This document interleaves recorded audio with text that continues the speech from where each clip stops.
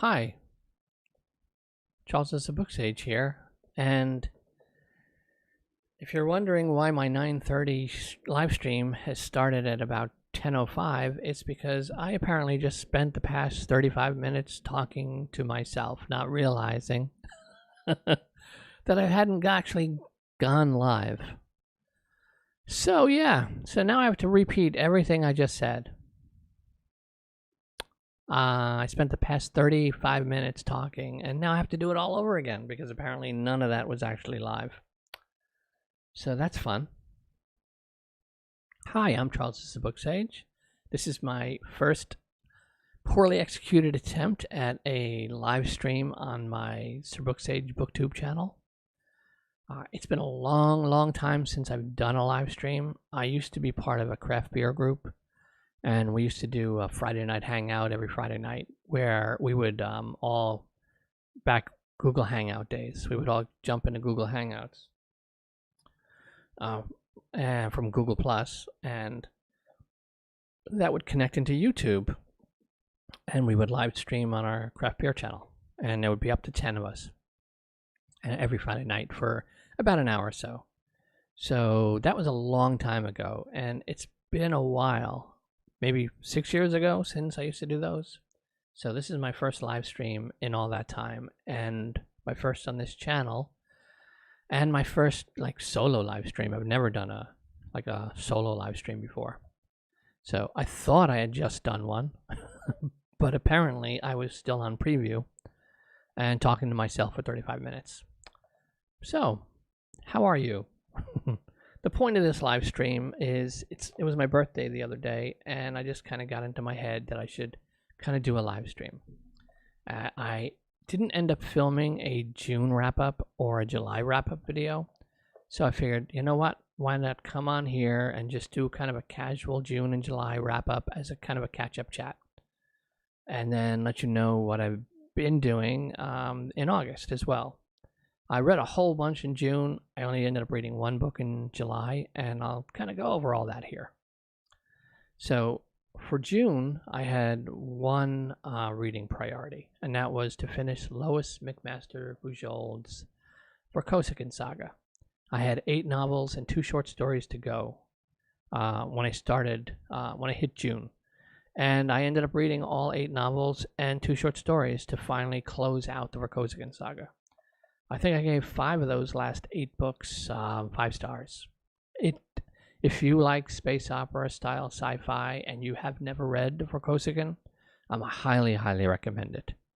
If you want, probably later on, I will put down in the description a link to my first impressions Vorkosigan video. Don't mind my broken glasses. Hi, Sully. Thanks for the happy birthday wishes. This is a bit odd, and I'm already seeing the downside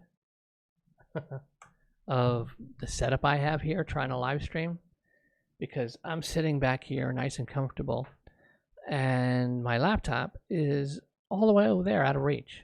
So I'm kind of realizing now that if I'm going to be doing this kind of stuff, that I need to get probably a wireless keyboard so I can kind of rest it in my lap. But anyway, back to my update. So I did finish Vorkosigan.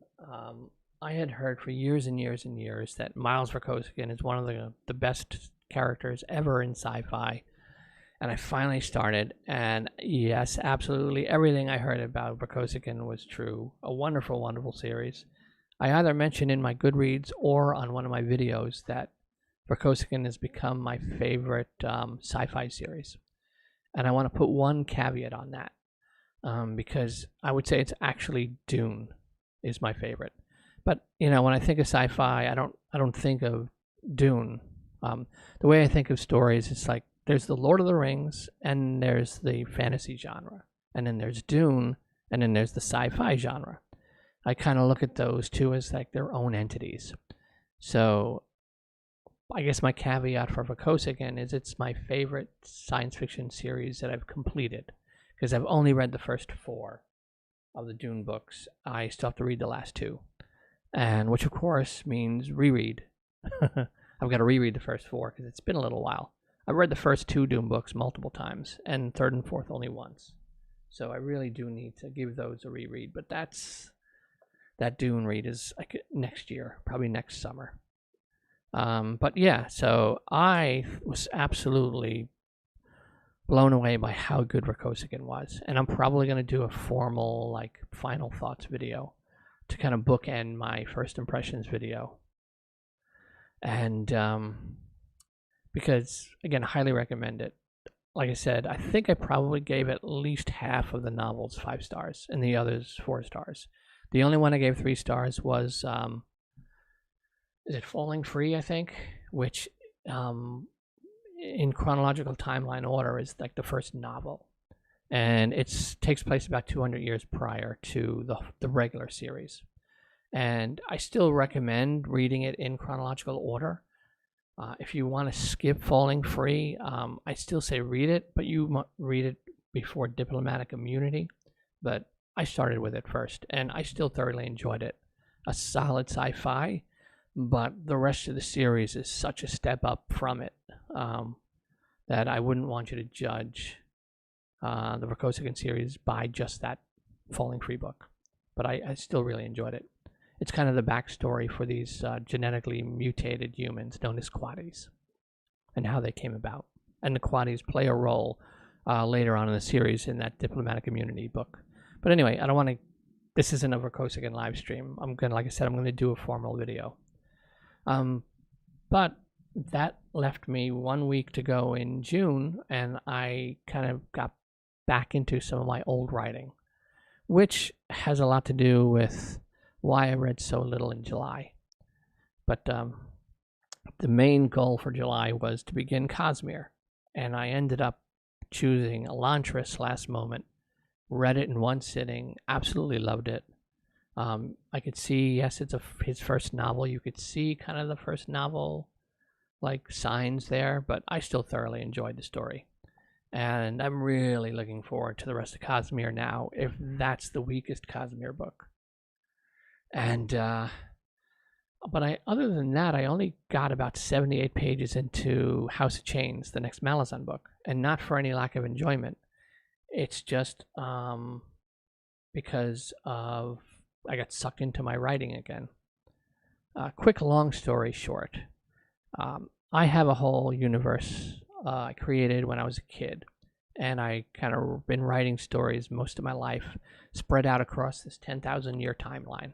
So on the front end, it's fantasy books. On the back end, it's science fiction books, though I call them science fantasy because a lot of the magical elements remain, and they just have magic and technology.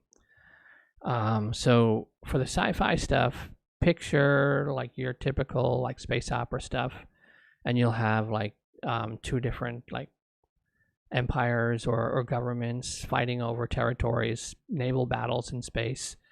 So picture like Star Trek, where there's a Romulan ship and a Federation ship, and not only are they firing at each other, but there's a wizard on board each ship, and the wizards are kind of battling on this sort of ethereal plane while the ships are battling physically with weapons and stuff, that kind of stuff. But anyway, a long time ago, sitting in math class, junior high school, I was really bored. I started writing down these names of princes and princesses and these knights who protect them. And my first like epic fantasy story was kind of developed from out of all this kind of like world building I was doing in my head and on paper as a kid. And I ended up, for some strange reason, if you're interested in writing stuff, the sci-fi side of the timeline I developed going forward, timeline-wise, chronologically. This fantasy stuff, for some reason, I developed backwards. Like this particular story I came up with in math class ended up becoming the third book of a trilogy, and which is now 5 books. But that led to me developing a standalone prequel that was a backstory of basically everyone in this trilogy, like how they got to be where they were at the start of the trilogy. And that started out as a simple, straightforward You know, younger brother covets the older brother's throne, total villain, kills his brother, steals the throne, all that stuff. And it was one POV character, this young squire, who is this famous and feared knight in the big series. And it was just kind of a straight up story. But fast forward to like 40 plus years later, and it's a very big, intricate, epic fantasy. There's probably like 12 POV characters now. It's a much more involved. And it's no longer the villainous brother killing the good brother. It's a very different story. But I realized the last month of June, while I had some free time waiting for July to start, to read Cosmere. Oh, hi, Bookish Porcupine. How you doing? Good to see you here. And this is still weird doing live stream with a chat and everything. Anyway, in looking back at this story, I wanted to tweak one little thing, and I noticed a massive continuity error. Basically, there's a character, kind of let's say a dark mage, who can't exist. And it took me 10 years to realize that this guy can't exist. And which led me to realizing this other part was just not believable plot-wise. And I had to throw my entire opening of this story that I've had for like 40 years, the opening I've had for the past 10 years, I tossed it all. And I had to kind of start over. And which meant I had to figure out the main logistical problem with losing the whole opening. Let's see. Cool. I'm glad you're hanging out, Krista. It's good to see you. And so anyway, so I spent the last week of June, and then I read Elantris in July, like in one day, like the first couple of days of July. And then I spent most of the rest of July kind of working through, okay, rebuilding the story, reshaping it, putting in all the pieces that exist now that didn't exist in any prior drafts, but that have developed over the years. And if you've ever seen the movie In Search of Bobby Fischer, one of my favorite movies, there's a scene where Ben Kingsley plays like he's his chess teacher. And the kid is struggling, and he's like not focused and not motivated. And Ben Kingsley just knocks all the chess pieces off the chessboard. And he's telling the kid, it's like, that's distracting you. Just look at the board and see what you're supposed to see. And when I was sitting there, I was kind of like, well, how am I supposed to fix this? And then I kind of remembered that scene in the movie. And then I just did that, cleared my mind. And it's like, forget every word I've written of this story. You know, I know what pieces I need now. I found a way to put in what I've now lost by throwing this whole opening out. So just forget I've written a single word. Today's day one. How do I begin? How would I begin this story if I've never written a word of it before? And I started writing. And so most of July has been me kind of beginning a whole new beginning of the book, and then coming up, finding some sort of chapter structure that works for the book that I didn't have before. So that's what I've been doing. So now I've got to find a way to balance the reading I want to do plus the writing I'm doing now. And because next up is here in August, it's already the 14th, and I have not read my Cosmere book yet. So tomorrow morning I am starting the first Mistborn book, and I'm really, really looking forward to that. And I'm generally planning to do one Cosmere a month, though that's not a hard schedule. There's a very good chance I might just love this first book and end up reading the whole Cosmere trilogy over the course of the next couple of weeks. So that's very possible. Again, I have no hard schedule for it. It's just at least one book a month. And I want to continue on with House of Change, the next Malazan book, because I'm way behind where I wanted to be Malazan-wise. And there's other things I want to read as well. I want to get to Robin Hobb's, like, Farseer stuff or whatever. But I can't even touch that until Malazan is done. So we'll see. I'm trying to think of what else. Yes. I have another video coming up on my channel on Wednesday, I think. I'm going to schedule it. It's another Song of Ice and Fire video. while we're waiting for the Winds of Winter, it's fun to just kind of speculate about what's going to happen in that book. And one of the big mysteries is this character, young Griff. Is he really the Aegon Targaryen? Or is he just a Blackfire? So I have a video I've already recorded and edited it. It's 3 reasons why young Griff is Aegon. Because one of my favorite things, if you haven't read A Song of Ice and Fire, one of my favorite things about Martin is he is just so good at putting in foreshadowing. But what makes him really good at it is he doesn't just put in foreshadowing what's going to happen. He puts in red herrings to make you think something's going to happen, and it doesn't. So he has actual foreshadowing and misdirects, so you can never tell if it's something's foreshadowing or not. You won't know until after the fact. And my last reread of A Song of Ice and Fire, it's like there are certain things that it's almost like he's telegraphing them, but there's no way to know he's telegraphing them.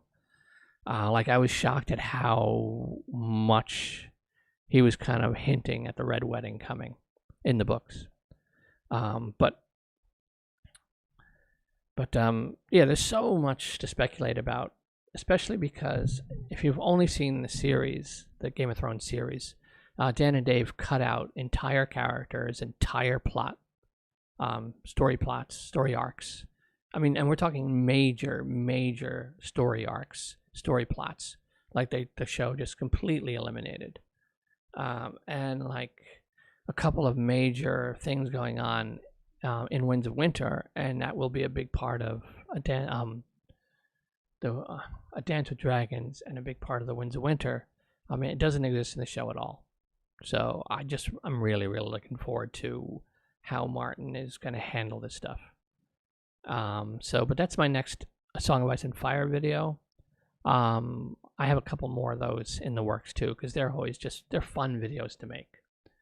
But I also want to, I don't know if I'm going to try to do Cosmere book reviews. I mean, there are big Cosmere channels who know the story inside out, and they're really good at doing book reviews. And book reviews aren't like my thing all that much. I'm still struggling trying to figure out how to do a non-spoiler book review that's not boring.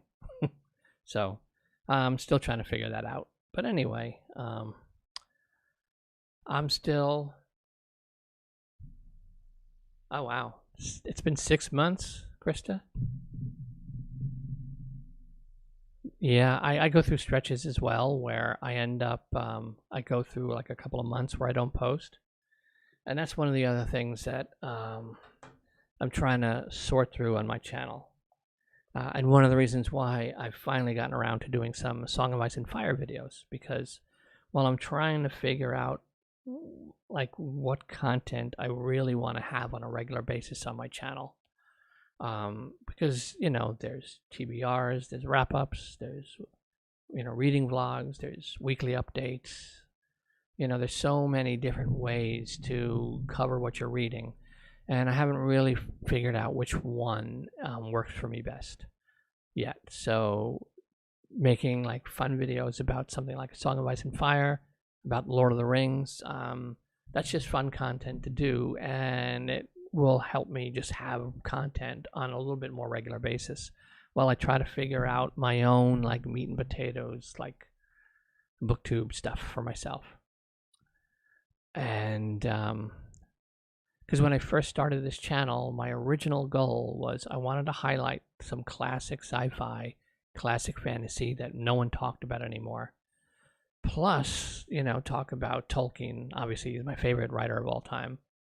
And talk about like Song of Ice and Fire, because Martin's becoming one of my favorite writers.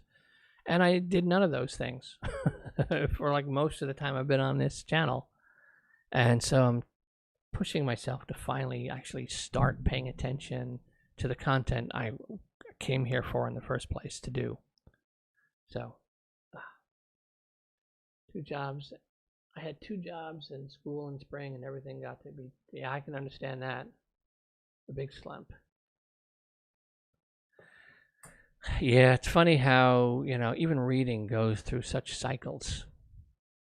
Where I've had a couple of reading slumps during my booktube journey here. And for me, what always works best is I just go back to Tolkien. I just take The Lord of the Rings and open it up to a random page and start reading. And that will usually kickstart my reading desire back in again. It's kind of like almost a no fail for me to do that. And yeah, so, and it's tough though, and especially like my channel where I'm in the middle of, I'm reading the Malazan series, I'm reading the Honor Harrington series. I was reading Harry Dresden Files, but I put that on hold for now. I want to come back to that, really enjoying it, but just couldn't give it the attention. Now I'm starting Cosmere. I luckily just finished Rakosigan. And there's so many other big series I want to read that I haven't gotten to yet. So its slumps are really hard when you're in the middle of a 16-book series, and it really throws off all your reading plans.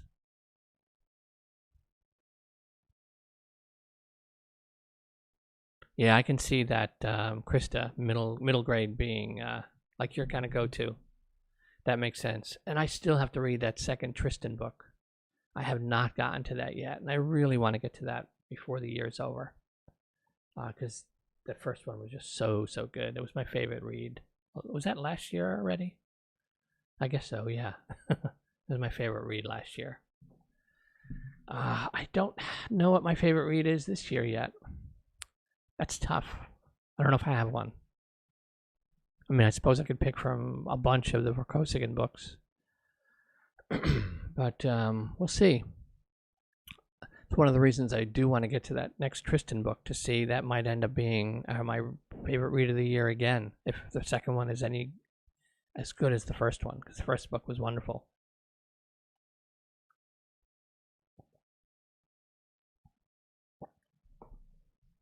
So, I'm trying to think of what else I could talk about here. This is kind of, I just had the idea to live stream the other day, and I didn't sit down and structure a whole content for the live stream. I was just covered June and July.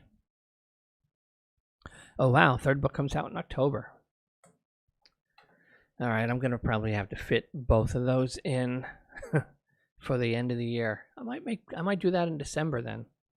I might read both Tristan books in December, kind of close out the year with those.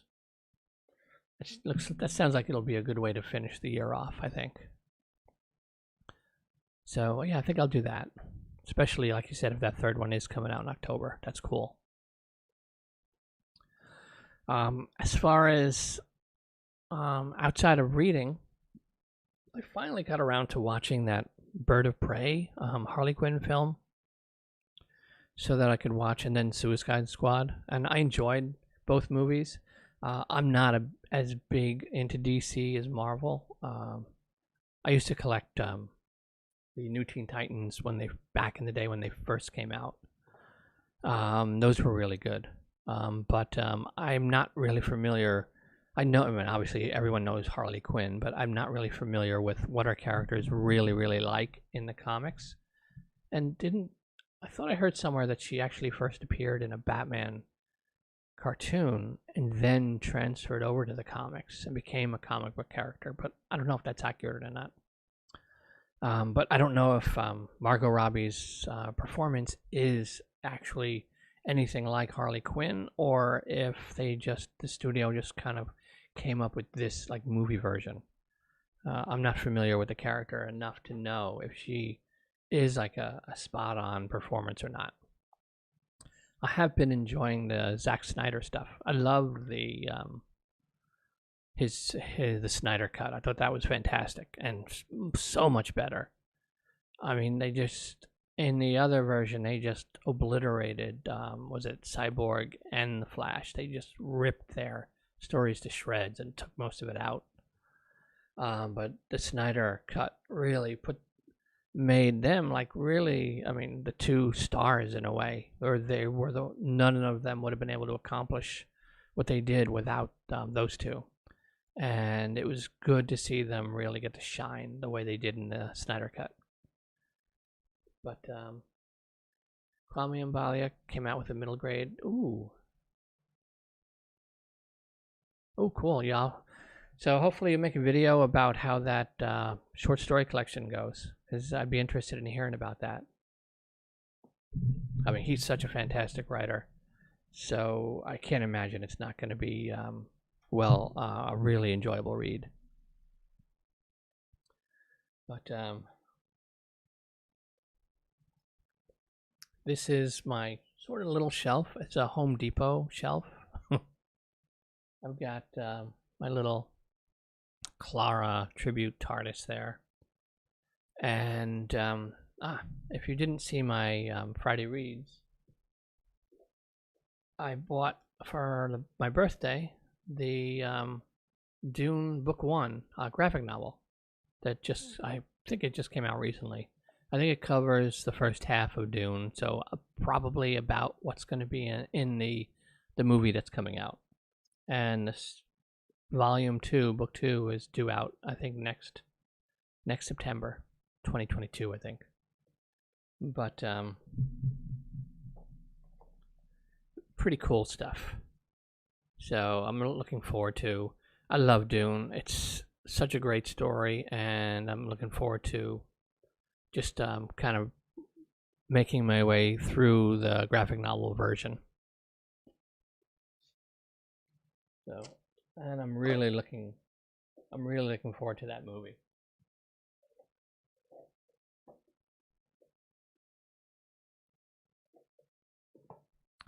So I can't imagine. Denis Villeneuve is such a fantastic director. He's become one of my favorites. I've lost count of how many times I've watched Arrival. It's kind of like one of my comfort movies, and I can just watch that over and over and over again. And it doesn't hurt that it has, he uses some of Max Richter's music in the film. Yep, Doom is still there in the TARDIS. I think I got that from Burger King, maybe, a long time ago, that little Dr. Doom figure. I think it was Burger King.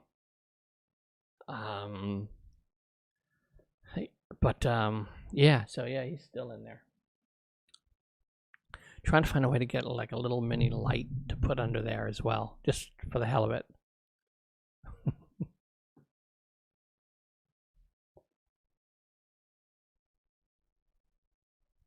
Yeah, I had no idea, Krista, that there was the Dune graphic novel either. I went to the Barnes & Noble. I drove up to Boca.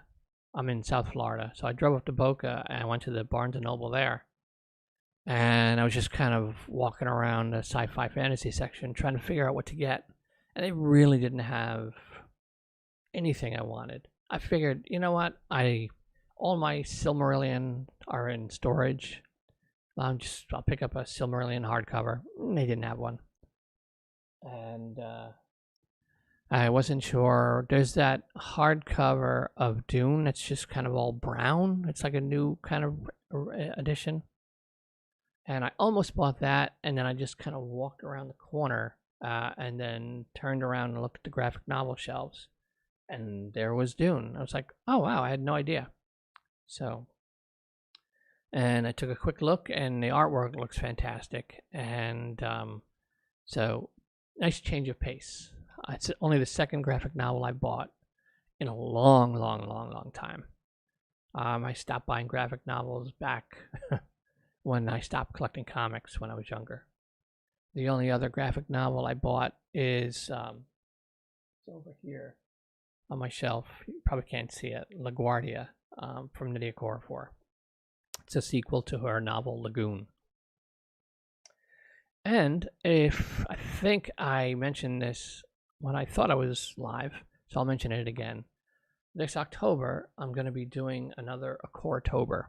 Last October, I did Okoratober for the first time, and that's where I spend the entire month of October reading books from Nydia Okorafor's catalog. She is a Niger American, and she writes African futurism and African Jujuism, and a fantastic, fantastic writer, great storyteller.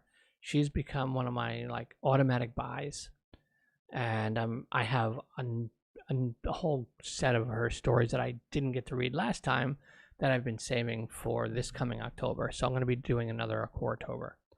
And for those who may not be aware, HBO is working on turning her Who Fears Death into an HBO series. I think George R. R. Martin is executive producing it, and that is a tour de force book.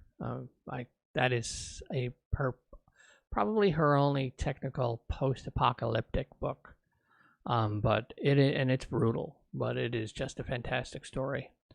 And I believe Hulu is developing her Binti stories into a sci-fi series with another company in tandem, but I think to show on Hulu. So hopefully both of those do make it all the way and get filmed and air and do well, because she's really a fantastic writer, fantastic author. And I highly recommend her stuff.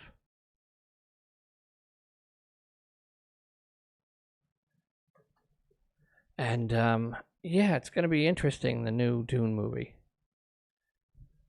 I'm really, really looking forward to it. The trailers that they've shown look great. The casting looks pretty spot on.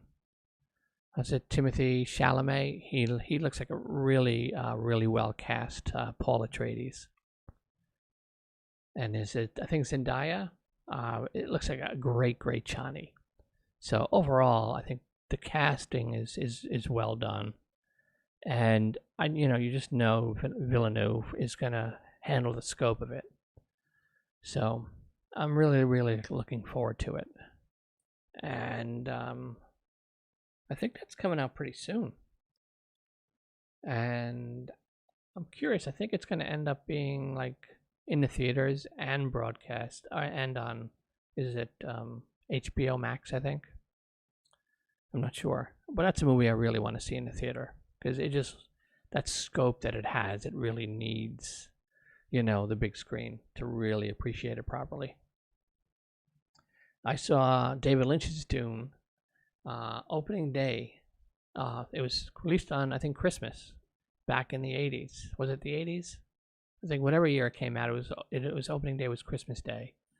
And after opening presents and stuff, went down to the theater. I think it must have been, I don't know if it was down on 231st Street in the Bronx. With a couple of my friends, we met up in the theater and we went and watched Dune, and we all loved it. I mean, I still love that movie, even for all of its faults. I mean, you can't not enjoy a David Lynch film.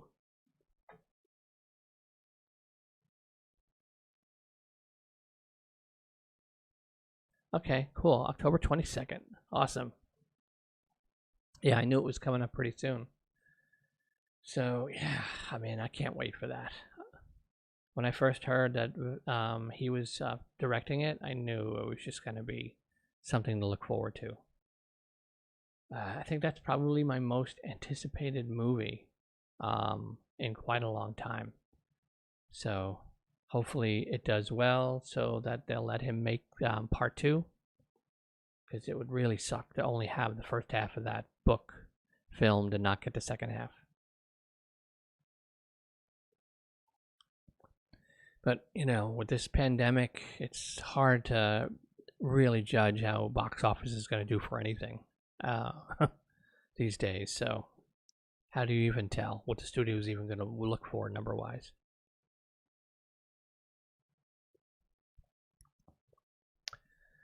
So I'm trying to think of what else I might want to talk about here. I went over my June reading and my July reading and the writing I was doing. I'm kind of toying with the idea of doing a NaNoWriMo, but I don't know that I want to rush this new first draft of this, how I've reconstructed this book. I don't know that I want to really push it through a nano like that. I'm fine with it taking its time. because it is a pretty intricate story.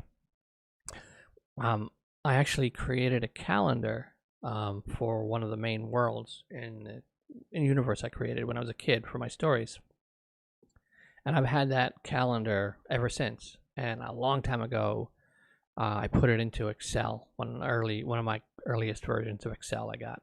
And I still have it, and I made a copy of it. And I've actually been plotting out the story on the calendar, because there's a lot of moving parts, and this is the first time I'm actually using this calendar that I've had for 45 years or so, in this way. And I got the idea to do it because there's one particular scene that involves the squire that takes place on his birthday at a particular location. So as I've been going through and kind of reshaping the plot, I know that his birthday is on this day and he has to be in this place. So I've been kind of plotting the story backwards from that date, that event on that day. And then I figured out, okay, this is the date that the story has to start. And then I've been, just based on how long it takes to move around and what's happening, and I've been now filling in between the two.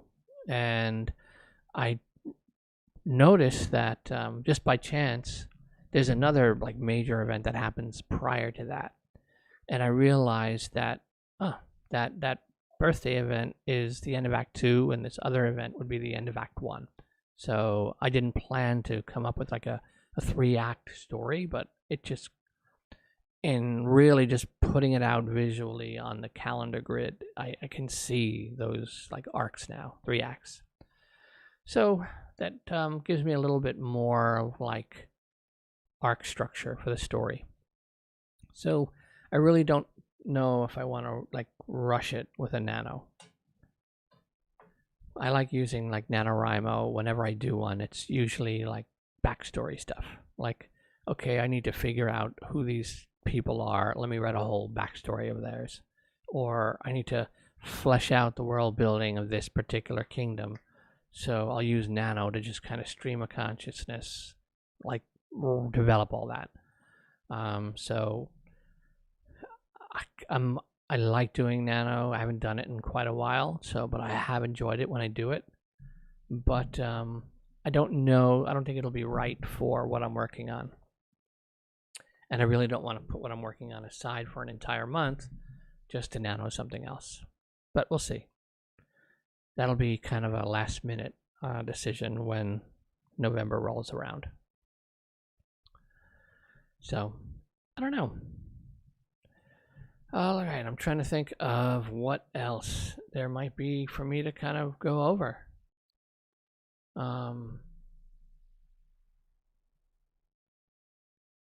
I saw that Sanderson finished, I think, the final book in the phase 2 of Mistborn the other day.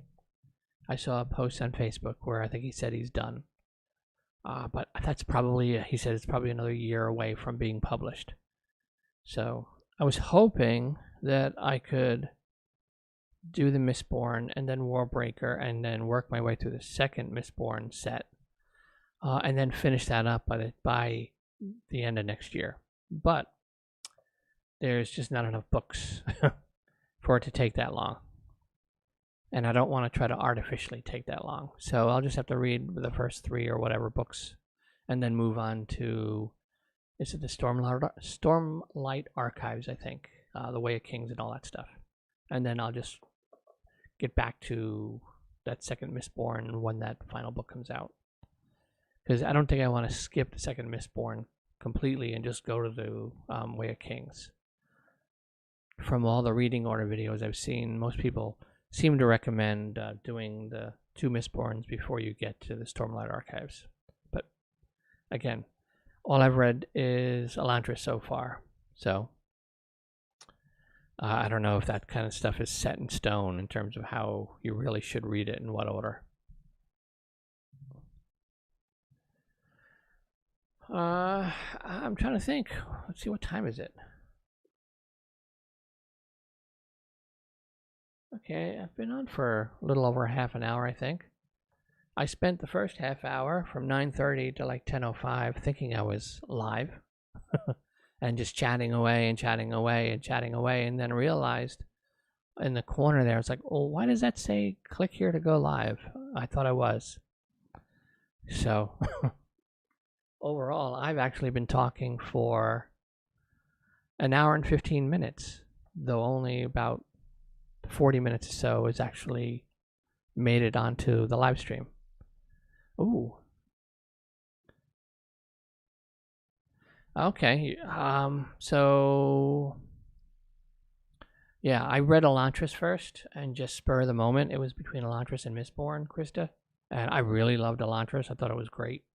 But like I said, it is his first published novel, so you can see signs of it. But you know, the way people were talking about, oh, I don't know, you can skip Elantris and maybe read it later. I thought it was wonderful. So, but it is a pretty big undertaking. Ooh. So, all right. So, a pretty big video projects. That's cool.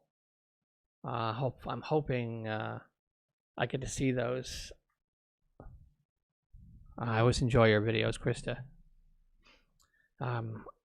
I've spent the last couple of months like really away from BookTube in terms of watching, because I was doing deep diving into other stuff on YouTube, that tech related and all that stuff. But I just started like actually switching back over to my BookTube account and trying to catch up on what everyone's been doing, because I feel like partially disconnected from the BookTube community. So I'm trying to get back into the swing of that as well.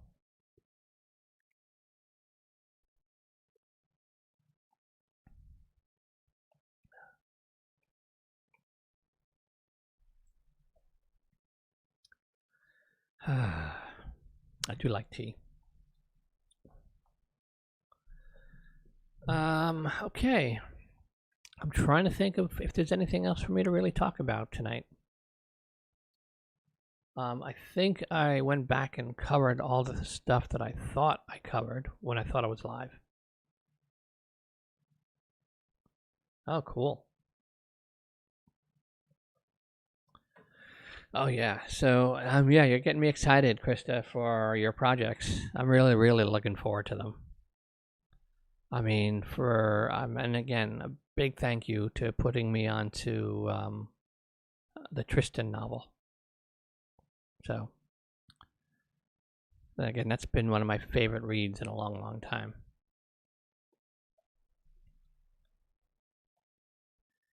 And I'm almost tempted to reread it before I read the next two, but I mean, that story's still, it stayed with me still. It's still pretty vivid, so I really haven't like forgotten much of it, so I don't really think I need to do a reread of it.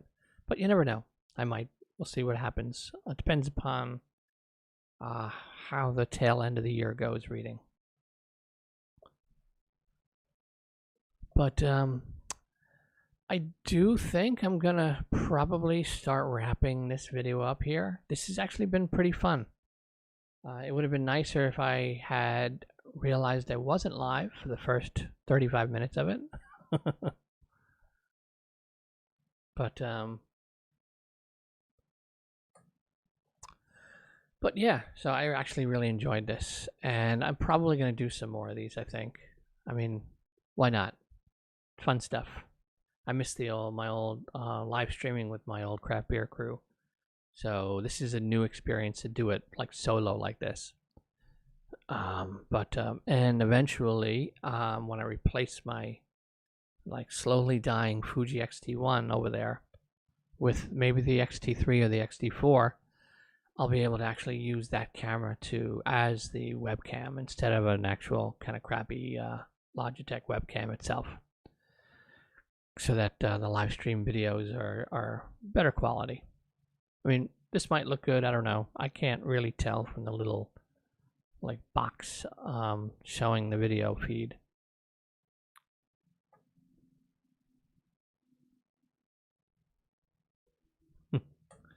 Yep, trial and error, definitely.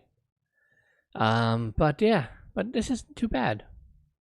Hopefully the audio's all right. It's been a struggle with this Blue Yeti Pro, trying to get the settings right and the position right so that it's loud enough but not too loud. But I think it's okay. I actually, for live stream, I actually kind of like sitting back here. It's a bit more comfortable than being up here looking at the Fuji camera when I'm recording my other videos. So just, it's interesting that like the different, I wouldn't think a live stream setup would be different than my recording my regular videos, but it actually is. And I do need a wireless keyboard and mouse if I'm gonna do more of these, because I can't reach the laptop keyboard from here. So, but I think that I am going to call it a night.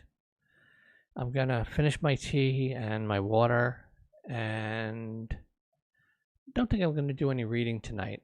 It's I might just pop on to Tech YouTube or Camera YouTube and see what's going on photography wise before, or maybe even just watch a movie. I should probably just unplug from YouTube for the night and just watch a movie or something. I finished up Bad Batch of that season. Next What If isn't till Wednesday, but I'm sure I've got a ton of stuff in my Netflix or Amazon or whatever queued. There's probably something in there to watch. So thank you, Krista. Thank you, Sully, very, very much for coming and watching and for chatting. I really, really appreciate it. I'm glad I wasn't sitting here talking to nobody. And to anyone watching this on a replay,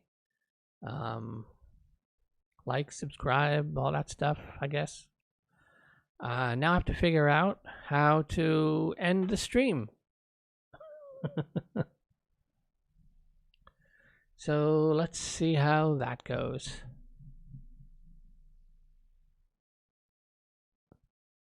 All right, so I am Charles. This is a BookSage. Wait, I am Charles of SirBookSage. Happy reading. All right, I'm gonna click. I don't know if I'm supposed to wait till it catches up and then click end stream. So I'm gonna wave, and then when I see myself waving in the playback, I'm gonna hit end stream. And then until then, I'm just gonna kind of stare and see what it does.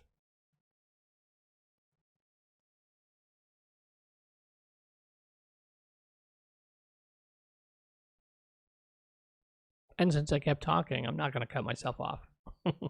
So I'm gonna go silent and then wave.